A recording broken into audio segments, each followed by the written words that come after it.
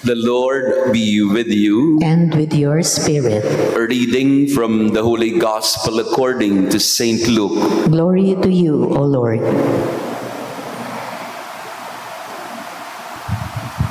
On a certain Sabbath, Jesus went into the synagogue and taught. And there was a man there whose right hand was withered. The scribes and the Pharisees watched him closely to see if he would cure on the Sabbath, so that they might discover a reason to accuse him. But he realized their intentions and said to the man with the withered hand, "Come up and stand before us." And he rose and stood there. Then Jesus said to them, "I ask you, is it lawful to do good on the Sabbath rather than to do evil, to save life rather than to destroy it?" Looking around at them all, he then said to him, "Stretch out your hand." He did so, and his hand was restored. But they became enraged and discussed together what they might do to Jesus. The Gospel of the Lord. Praise to you, Lord Jesus Christ. Praise be Jesus Christ. Now and forever. Good morning, dear friends. Monday morning. Pakibati din ang katabi natin ng good morning po, seatmate natin. And to our online parishioners, thank you for praying with us as we begin another week of work or study or going to school or in our engagements this week. We pray that God may guide us in this week. What is more difficult to treat, or which is more difficult to treat? A hardened heart or a withered hand? This was the dilemma Jesus proposed to the Pharisees that were listening to him. Alin ba yung madaling gawin o madaling pagalingin? Yung kamay na hindi maigalaw o yung puso na hindi na nakakaramdam?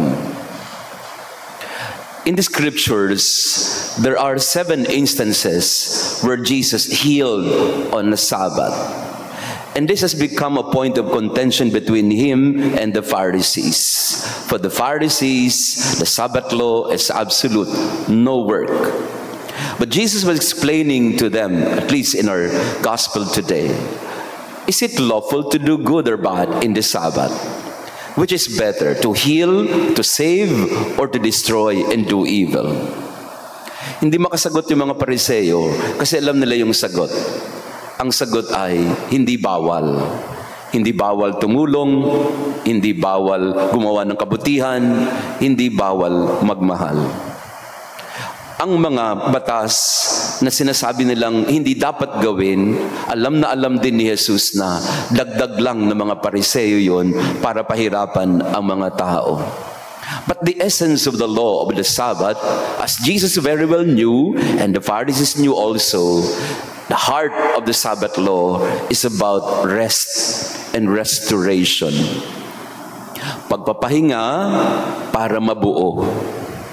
Magpahinga para gumaling.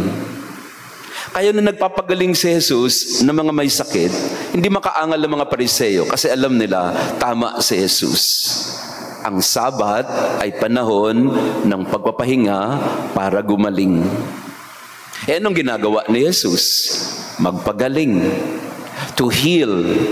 And healing is making one whole again. And that's basically what Sabbath is about.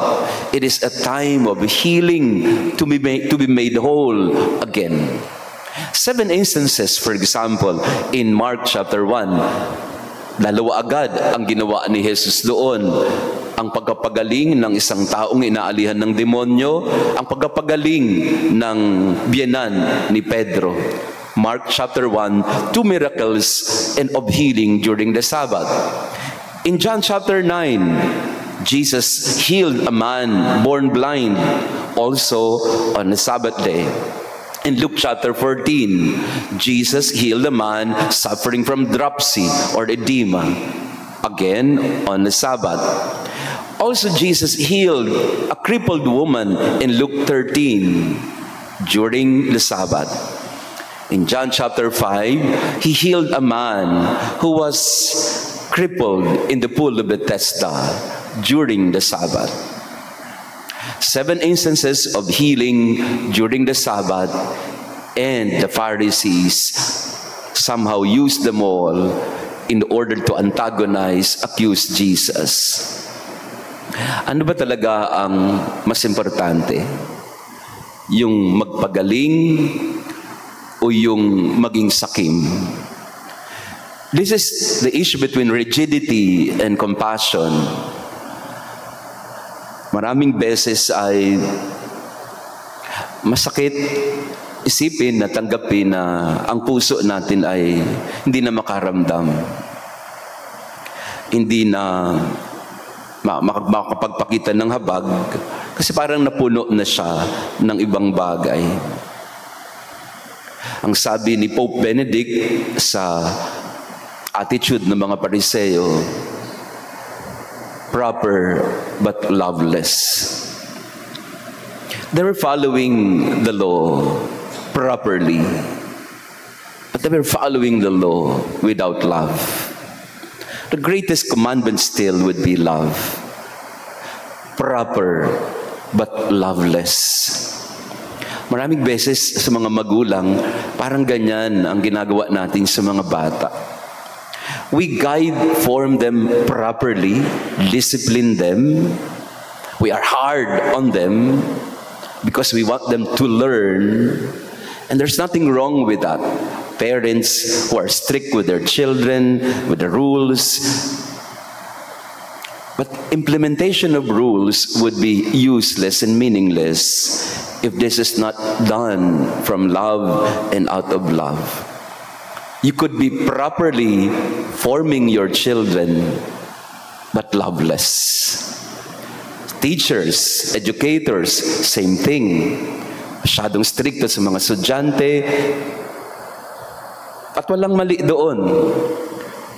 Pero nagpapakita ng karahasan, ng kastriktuhan, pero wala namang pag-ibig. Proper but loveless. At minsan, sakit din naming mga pari iyon. More often than not, we are strict with the rules of liturgy. We are strict with the rules of, of what you wear in the liturgy, in the Mass, and that's all very good. But sometimes we are more into propriety rather than love. So in this Mass, we pray that the Lord may heal our hardened hearts and that we may learn to reach out to others who are in need in love. May we, in our worship, not just proper, may we also be full of love. Praised be Jesus Christ. Now and forever. Maraming salamat po sa inyong pagdalo sa ating banal na misa. To our online parishioners, thank you for praying with us. Another detail in the gospel today is yung may sakit po, yung hindi maigalaw na kamay, ay yung kanang kamay. Ibig sabihin noon, hindi siya makapagtrabaho, wala siyang magagawa. Kanang kamay dominant hand ang may sakit. Pinagaling ni Jesus. Hindi pa natuwa ang mga Pariseo. And this is precisely what the Lord wants us to realize. So many times, we can be proper but loveless. Walang compassion, walang mercy, awa sa isa't isa. So may we learn to heal one another and lead one another to compassion and kindness. Maraming salamat po sa inyong lahat, sa inyo pong pagdalo kahapon at pagsuporta po sa akin. So ako ngayon ay 25 years old ng pari and 1 day. So again, thank you so much. May mga taga Iloilo pa tayo na nagpunta all the way. Bukas po ako ay nasa Iloilo. I'll be giving a talk to the catechist, the annual meeting of catechists in Iloilo for 1 day, and I'll come back and I will facilitate also a retreat of the clergy of Boa MOAC of Marinduque. So yung week po na ito ay I will be facilitating a retreat for the priests of Marinduque. So we pray for them and for their retreat this week.